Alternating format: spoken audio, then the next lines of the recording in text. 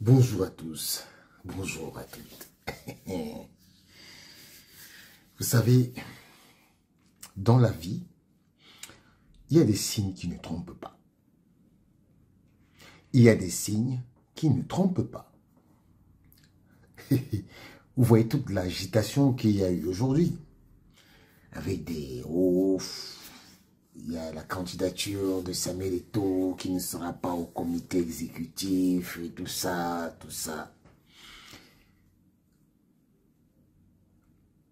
Vous savez, quand vous avez un serpent et que vous coupez sa tête, est-ce que le serpent meurt directement? Une partie de son corps continue de bouger, bouger, bouger, bouger, bouger. Parce que les gens sont dans la panique. Dans la panique. Je peux vous dire que l'information que je vous ai donnée, le concerné le connaissait déjà. La preuve, il a fait une confidence à un de ses proches. Je ne veux pas parler de son proche ici, parce que ce n'est pas de ça qu'on parle. Aujourd'hui, il y a une vérité qui est immuable. C'est que la candidature de Seydou Mbombo-Dioya a effectivement été rejetée. Et que tout ce que vous voyez tout autour, ce n'est que superfétatoire. Merci à monsieur qui nous a fait connaître ce mot. Mais, vous savez, je suis un journaliste et je n'ai aucun intérêt à venir dire des choses qui vont salir ma réputation. Je n'ai aucun intérêt à venir dire des choses qui vont engager mon intégrité morale. Je n'ai aucun intérêt. Et je ne sais pas pourquoi est-ce que le fait que Seydou Mbombo-Dioya ne soit pas candidat peut me faire du mal ou peut me faire du bien. Ce qui est vrai, c'est que une information comme celle-là, vous aurez forcément l'occasion de voir que ce que je vous ai dit, je ne vous ai pas menti. Et vous qui me suivez, je souhaiterais vous donner un message. Les informations, toutes les informations que vous lisez, elles ont leur résistance, mais elles ne doivent pas entraver vos convictions et comment je veux dire ça, vos convictions et votre façon de voir les choses. Parce que, au fait, venons-en au fait, normalement l'information selon laquelle la candidature de Seydou Mbombo-Dioya a été rejetée ne devrait pas vous surprendre. Parce que la vérité c'est quoi?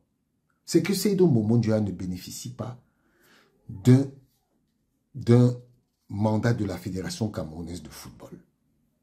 Vous savez, à l'époque, Seydou Mbombo-Dioya a toujours vu sa candidature rejetée. Et j'étais l'un des premiers à annoncer ça. J'avais la décision parce que M. Seydou Mbombo-Dioya, à l'époque, avait vu son élection annulée et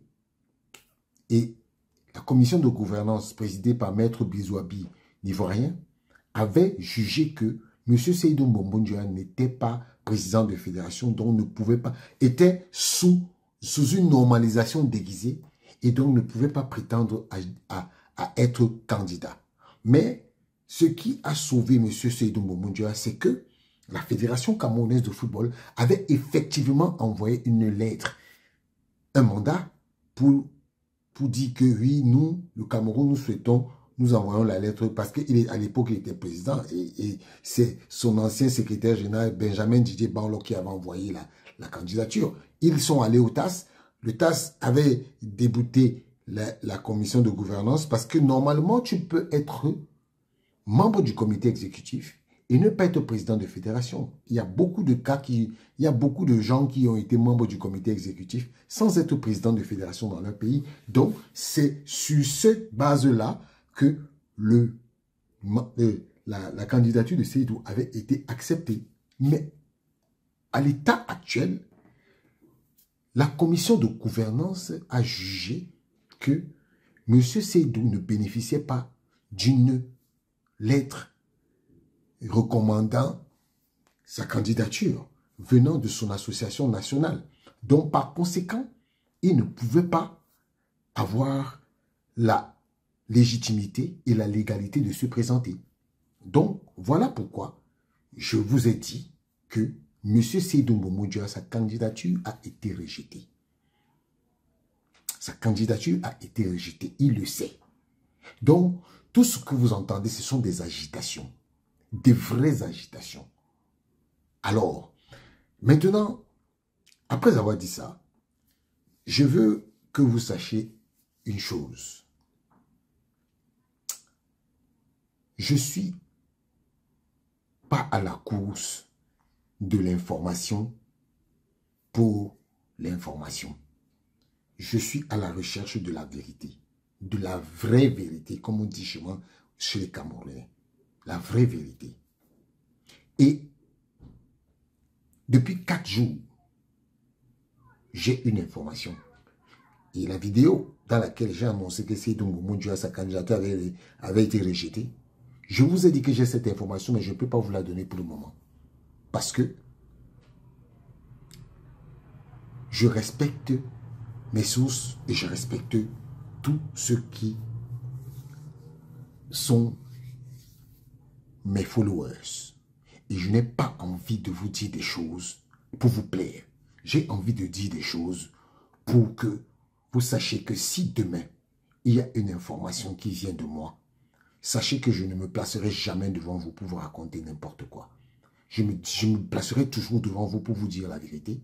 Et je me placerai toujours devant vous pour que ce qui sort de ma bouche, si ça peut aider des personnes, ça peut aider des gens dans la recherche ou bien dans la connaissance de la vérité, que ce soit clair. Donc, il n'est nul pour moi le but de venir ici distraire ou faire croire aux gens que je suis le plus beau, le plus grand et le plus intelligent des journalistes. Ce n'est pas ça le but du jeu. Le but du jeu, c'est de vous donner la vérité. Et la vérité claire, avec des faits. Donc, aujourd'hui, moi, je vous prends à témoin. Dans quelques jours, on aura le résultat des consultations à la CAF et vous saurez qui dit la vérité. Voilà. Moi, j'aime être clair avec les gens. Et s'il vous plaît, il y a des choses qu'il faut lire. Il y a des choses qu'il ne faut pas lire. Voilà. En tout cas, moi, je crois que il va falloir qu'on essaye de se dire que pour les futures échéances, il faut déjà savoir que le président de la FECAFOOT, Samuel Eto'o, doit faire sa tournée à l'extrême nord. Restons concentrés dessus, c'est ça qui est important. Le reste là, on va gérer ça au fur et à mesure que les choses vont arriver. Voilà. Pour moi, sachez que je ne suis pas derrière Samuel Eto'o parce qu'il a une belle tête. Je ne suis pas derrière Samuel Eto'o parce qu'il s'habille bien. Je suis derrière Samuel Eto'o parce qu'il travaille bien. Parce que c'est un homme de projet. Et il a des projets. Et sachez que quand les choses seront claires,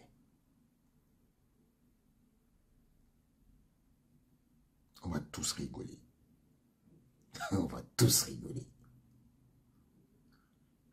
Maintenant, je ne vais pas parler plus. Je vais simplement vous dire que croyez en tout ce que vous faites. Ne laissez jamais les gens s'accaparer de vos vies. Parce que personne, je dis bien personne, n'est comptable de vos faits et gestes à part vous. Et il faut être des hommes de conviction et des hommes d'action.